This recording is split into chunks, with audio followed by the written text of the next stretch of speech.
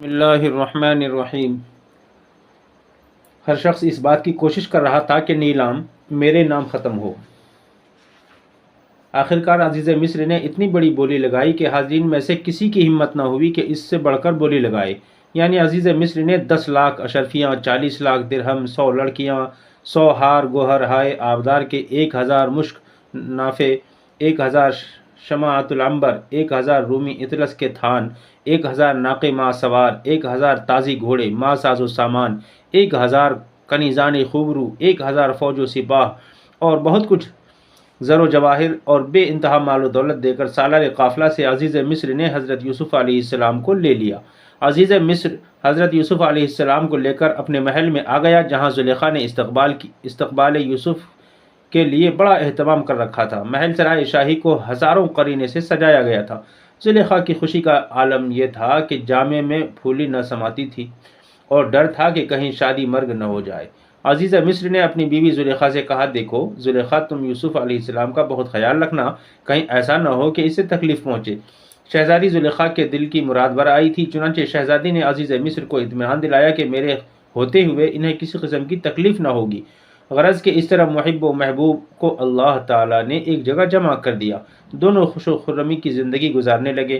اب جناب یوسف علیہ السلام جوان ہو چکے تھے، ایک تو حسن خداداد اور اس پر زلیخا کی ناز برداری۔ چند ہی دنوں میں اور بھی رنگ و روپ نکھر آیا اور اب حضرت یوسف علیہ السلام کا حسن و جمال بدر کامل کی طرح روشن اور تابدار ہو گیا تھا۔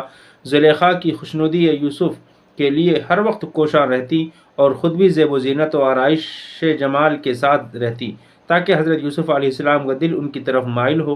لیکن باوجود ان سب ناز برداریوں کے حضرت یوسف علیہ السلام کا دل ان کی طرف مائل نہ ہوا، اور اس کی وجوہات یہ تھیں کہ جناب یوسف علیہ السلام ابھی پوری طرح جوان نہ ہوئے تھے اور زلیخا سے عمر میں کافی چھوٹے تھے۔ دوسری وجہ یہ تھی کہ کسی غیر عورت پر نظر ڈالنا شان پیغمبری کے خلاف تھا۔ حضرت یوسف علیہ السلام کو والد کا غم، ہرچند کہ حضرت یوسف علیہ السلام کو عزیز مصر کے یہاں بہت آرام تھا، کھانے کے لیے عمدہ لذیذ کھانے، میوہ جات و فواکہات، سونے کے لیے آرام دہ بستر، خدمت کے لیے لونڈی و غلام، اور سب سے زیادہ خدمت گزار شہزادی زلیخا موجود تھی، جو ایک منٹ کے لیے بھی حضرت یوسف علیہ السلام سے جدا نہ ہوتیں اور ان کے ادنیٰ اشارے کی منتظر رہتیں۔ باوجود ان تمام اسباب عیش کے جناب یوسف علیہ السلام کو اپنے والد بزرگوار سیدنا یعقوب علیہ السلام کی جدائی کا بے حد ملال تھا۔ ایک دن جب وہ حضرت یعقوب علیہ السلام کی یاد میں حد سے زیادہ بے چین ہوئے تو زلیخا نے کہا کہ آپ سیر و تفریح کو چلے جائیں اور اس طرح اپنا دل بہلائیں، یا مجھے بتائیں کہ وہ کون سا غم ہے جو ہر وقت آپ کو پریشان کیے رہتا ہے۔ جناب یوسف علیہ السلام نے سیر و شکار کے لیے رضامندی ظاہر کر دی اور زلیخا نے تھوڑی سی فوج کے ہمراہ جناب یوسف علیہ السلام کو صحرا میں سیر کرنے کے لیے روانہ کر دیا۔ ساتھ ہی سالار فوج کو تاکید کر دی کہ وہ یوسف کی دلجوئی اور آرام کا پورا خیال رکھے۔ حضرت یوسف علیہ السلام جنگل میں سیر و شکار کرتے ہوئے اس راستے پر پہنچے جس پر شہر کنعان کے مسافر مصر میں آیا کرتے تھے۔ آپ کا یہاں آنے سے صرف یہ مقصد تھا کہ شاید کنعان سے آنے والے کسی مسافر کے ذریعے حضرت یعقوب علیہ السلام کے حالات معلوم ہو سکیں۔ ابھی آپ کو اس مقام پر کھڑے ہوئے کچھ ہی دیر ہوئی تھی کہ ایک شتر سوار کنعان کی طرف سے آتا ہوا دکھائی دیا۔ جب وہ نزدیک پہنچا تو آپ نے اسے روک کر دریافت کیا کہ اے عزیز برادر، تم کہاں سے آتے ہو؟ شتر سوار نے جواب دیا کہ شہر کنعان سے آ رہا ہوں اور بغرض تجارت مصر جا رہا ہوں۔ حضرت یوسف علیہ السلام نے اس شتر سوار سے پوچھا، کیا تم حضرت یعقوب علیہ السلام سے واقف ہو؟ اس نے جواب دیا، جی ہاں، میں ان کا پڑوسی ہوں۔ حضرت یوسف علیہ السلام نے اپنے والد بزرگوار کا حال دریافت کیا اور پوچھا، وہ کس حال میں ہیں؟ شتر سوار نے عرض کیا کہ وہ بہت ضعیف ہو گئے ہیں، کمر جھک چکی ہے اور اپنے بیٹے یوسف علیہ السلام کی یاد میں ہر وقت بے چین رہتے ہیں۔ ان کی بینائی جاتی رہی اور گریہ زاری کرتے رہتے ہیں، کوئی ایسا وقت نہیں کہ ان کی آنکھوں سے آنسو جاری نہ رہتے ہوں۔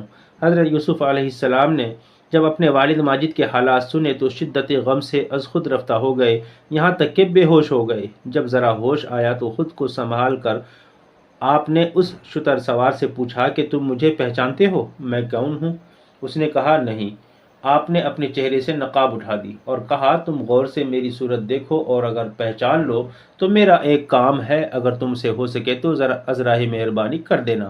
اس نے کہا، فرمائیے کیا کام ہے؟ حضرت یوسف علیہ السلام نے کہا، واپسی میں تم میرے والد ماجد حضرت یعقوب علیہ السلام کے پاس رات کے وقت جانا، جبکہ وہ مسجد میں عبادت کر رہے ہوں۔ ان کو علیحدہ بلا کر میرا دست بستہ سلام عرض کرنا اور کہنا، آپ کا لڑکا یوسف بقید حیات ہے اور بہت اچھی طرح سے ہے، مگر آپ کی جدائی کا غم ہر وقت اسے تڑپاتا ہے۔ اگر زندگی رہی تو خدا ایک نہ ایک دن ہمیں ضرور ملائے گا۔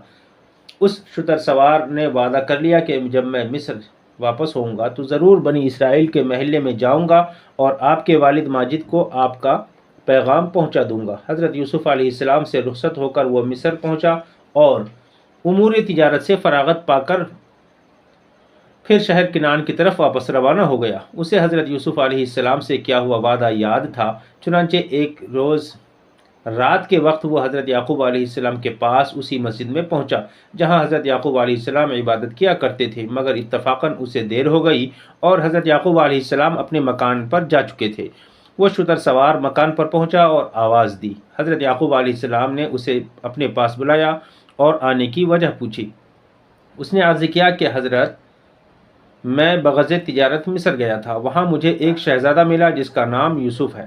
اس نے آپ کو سلام عرض کیا ہے اور پھر حضرت یوسف علیہ السلام کا پیغام منوان کہہ سنایا۔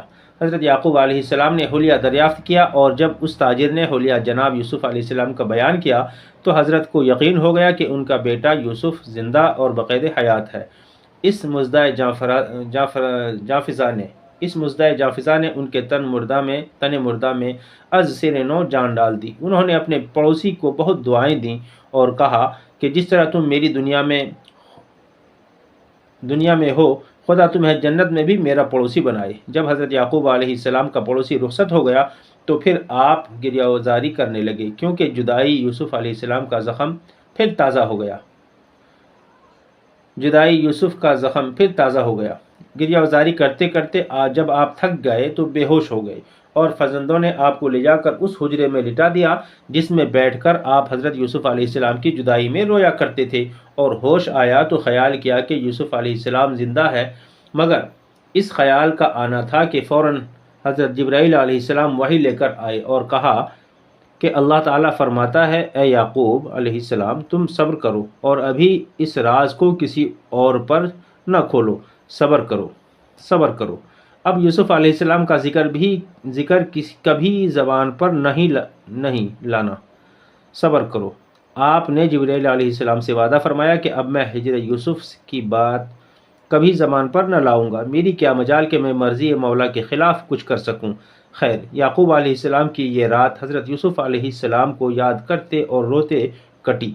آخر شب میں آپ کی ذرا آنکھ لگی تو خواب میں دیکھا حضرت یوسف علیہ السلام ان کی گود میں لیٹے ہیں اور بھائیوں کا ذکر کر رہے ہیں اور واقعات بیان کر رہے ہیں۔ حضرت یعقوب علیہ السلام انہیں سمجھا رہے ہیں اور تسلی دے رہے ہیں اور بہت خوش ہیں کہ بیٹے کو دیکھ کر آنکھیں ٹھنڈی ہوئیں۔